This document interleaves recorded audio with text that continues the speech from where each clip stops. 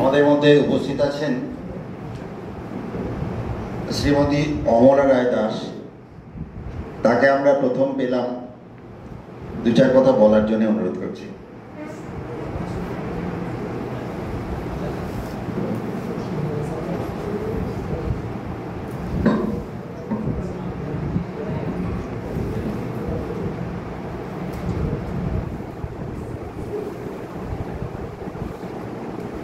নমস্কার, আমি অমলা রায় দাস।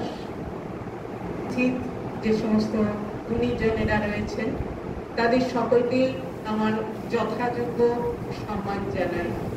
আমি আপ্লুত এবং অভিভূত এসডিএফটির আহ্বানে আমি সাড়া দিয়ে এখানে এসেছি। তাদের আমন্ত্রণে আমি সুদূর বলাগড় থেকে এখানে এসে পৌঁছেছি।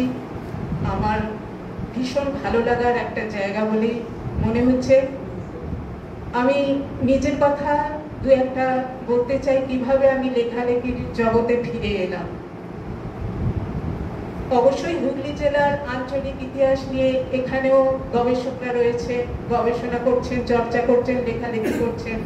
কেউ বা প্রত্নতত্ত্ব বিভাগ নিয়ে, কেউ বা এর ইতিহাস নিয়ে আলোচনা করছেন।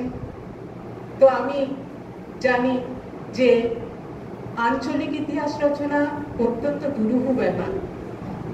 আমি যখন প্রথম জীবনে লেখালেখি শুরু করি তখন আমার স্কুলে পড়ার বয়স, মাত্র 12 বছর বয়সে আমি কবিতা লেখায় হাত দিই। প্রচুর ছড়া লিখেছিলাম তখন। আর সেই সময় পেয়েছিলাম আমার বাবার একটা লাইব্রেরি। সেই লাইব্রেরিতে প্রচুর বইয়ের সম্ভার ছিল। আমরা প্রায়ই লাইব্রেরিতে গিয়ে পড়াশোনা করতাম। এরপর আসি কিভাবে লেখার সঙ্গে যুক্ত হলাম। যখন কলেজ লাইফে এলাম তখন গল্প, কবিতা, নাটক, প্রবন্ধ ইত্যাদি নিয়ে লিখতে শুরু করলাম এবং বিভিন্ন পত্রপত্রিকায় সেগুলো প্রকাশিত হওয়ার জন্য মনোনীত হলো। এরপর আমি বৃহৎ কাজে অগ্রসর হলাম। আমাদের স্থানীয় শ্রীপুর কল্যাণ সমিতি লাইব্রেরি 1993 সালে শতবর্ষে পদার্পণ করে। তারই উদযাপন উপলক্ষে আমার উপর দায়িত্ব আসে একটি সুভেনির প্রকাশিত করার জন্য। আমি সুভেনিরের শ্রীপুরের ইতিহাস নিয়ে একটি নিবন্ধ রচনা করি এবং সেখান থেকেই আমার ইতিহাস লেখার সূচনা হয়। এরপর আমি পশ্চিমবঙ্গ ইতিহাস সংসদের একটি সেমিনারে অংশগ্রহণ করি এবং শ্রীপুরের নিবন্ধটি পাঠ করি। তারপর আমার আস্তে আস্তে এগিয়ে যাওয়ার পালা চলে আসে। আমি ঠিক করি যে বলাগড়ের ইতিহাস আমাকে যে কোনোভাবেই হোক লিখতেই হবে। চলে এলো সেই সন্ধিক্ষণ, সেই সুসময়, বলাগড় বই মেলা। নিজেকে আর গুটিয়ে রাখতে পারলাম না, চললো লেখা। লিখলাম বলাগড়ের ইতিহাস, বলাগড়, দেবদেউল ও ধর্মীয় সংস্কৃতি। এখানটাই বোধহয় আমার সুবর্ণ সময় চলে এসেছিল। আমি মোট 500 কপি বইটা ছাপিয়েছিলাম। এর মধ্যে সরকারিভাবে নিয়েছিল আমার 100 কপি বই। সরকার স্বীকৃত বইটি বহু জায়গায় বিক্রি হয়, বিভিন্ন বইমেলা, চন্দননগর, কলকাতা বইমেলা, চুচুড়া বইমেলা, বলাগড় বইমেলা, প্রচুর বই বিক্রি হয়েছিল। এটা আমার বিরাট পাওনা বলতে পারেন। এরপর আমি ঠিক করি যে শ্রীপুরের ইতিহাসটাকে পূর্ণাঙ্গ আকার দেওয়া হবে। তারপর এরপরের গ্রন্থ আমার শ্রীপুরের ইতিহাস লেখা, 300 বর্ষ প্রাচীন একটি ঐতিহ্যবাহী গ্রাম শ্রীপুর, এই গ্রন্থটি আমি রচনা করি। আমার এই লেখালেখির কাজে যারা সহযোগিতা করেছেন তাদের অবদান বলে শেষ করা যাবে না। আমার পিতা অক্ষয় নারায়ণ দাস, মাতা অর্চনা দাস, আমার স্বামী উৎপল রায়, এরা বহু সহযোগিতা করেছেন আমার লেখালেখির ব্যাপার নিয়ে। সম্প্রতি 2023 সালে নদিয়ার বরেন্দ্রনগর থেকে আমাকে একটি সম্বর্ধনা দেওয়া হয় 18ই মে বিশ্ব সংগ্রহশালা দিবস হিসাবে। তো আমি ভীষণভাবে আপ্লুত হয়ে পড়ি। আপনাদের মাঝে আজকে আমি উপস্থিত হয়েছি এবং অনেকেই দেখছি ওখানে নতুন নতুন যে সমস্ত তারা নিবন্ধগুলো রচনা করেছেন তারা পাঠ করবেন। আমি আজকে শ্রোতা, আমি শুনব এবং এই অরবিন্দ শিক্ষা কেন্দ্রের শ্রীবৃদ্ধি কামনা করে আমি শেষ করছি আমার বলা। ধন্যবাদ অমলাদি। আমরা আজকে আমাদের মধ্যে পেয়েছি তপন কুমার দাস মহাশয়কে, তার থেকে দু চার কথা শুনে নেব।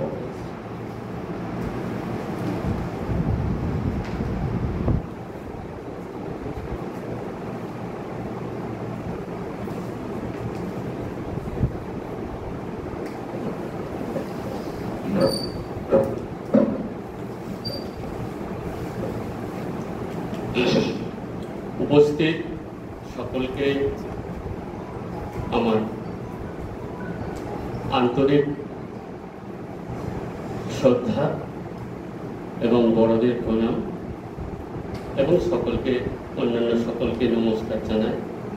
আজকে আমরা এখানে এসেছি আঞ্চলিক ইতিহাস চর্চার জন্য।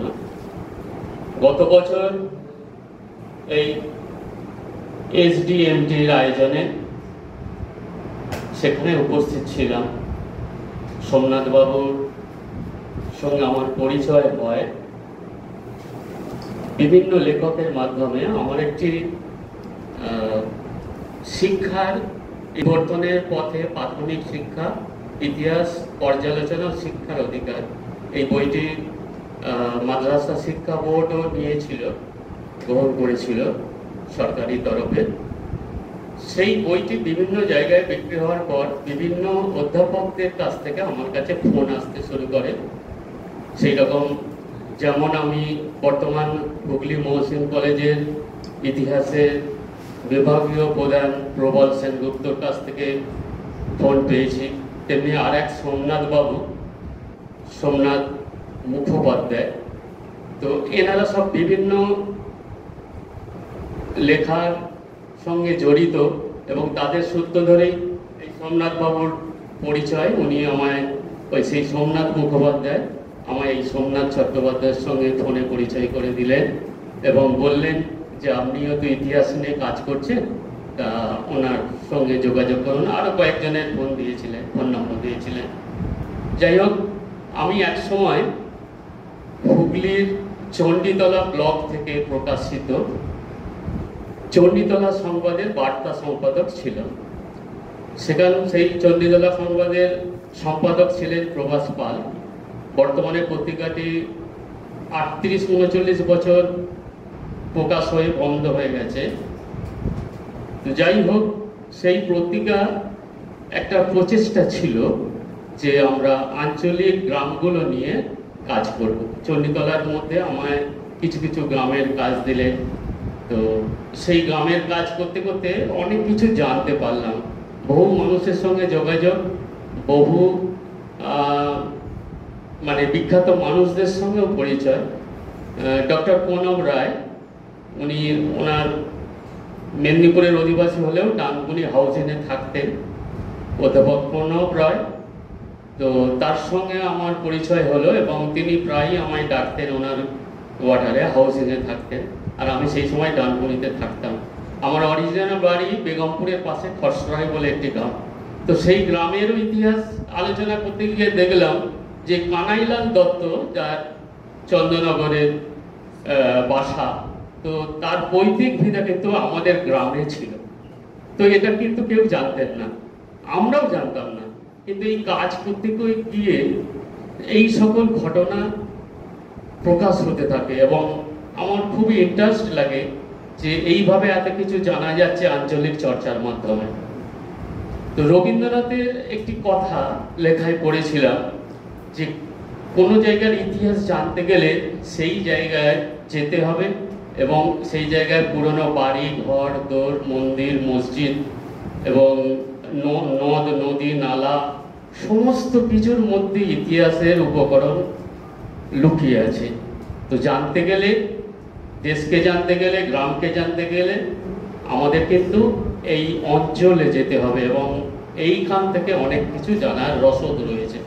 তো সেইভাবে কাজ করতে করতে আমার আঞ্চলিক ইতিহাসের ওই চণ্ডীতলার ইতিবৃত্ত প্রথম খণ্ড প্রকাশিত হয়েছে, দ্বিতীয় খণ্ড প্রকাশের অপেক্ষায়, কমপ্লিট হয়ে আছে। প্রকাশক ওনার সময় করে উঠতে পারছেন না, একটা অর্থের প্রয়োজন হয়, তো সেই বিষয়ে কমপ্লিট হয়ে আছে এবং তৃতীয় খণ্ড কাজ শুরু করা হয়েছে।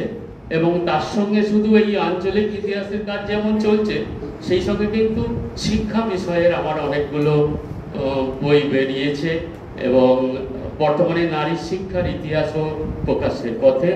তো এইভাবে 20টি গ্রন্থ আমি পড়েছি, প্রকাশিত হয়েছে। তো এইভাবে বিভিন্ন মানুষের কাছে আমরা গেছি, নানা কিছু জানতে পেরেছি। তো আজকে গত বছরের মতো এখানে এসে আমরা এই আঞ্চলিক ইতিহাসে অংশগ্রহণ করব। তো এই কথা বলে আমি আর কথা বাড়াতে চাই না।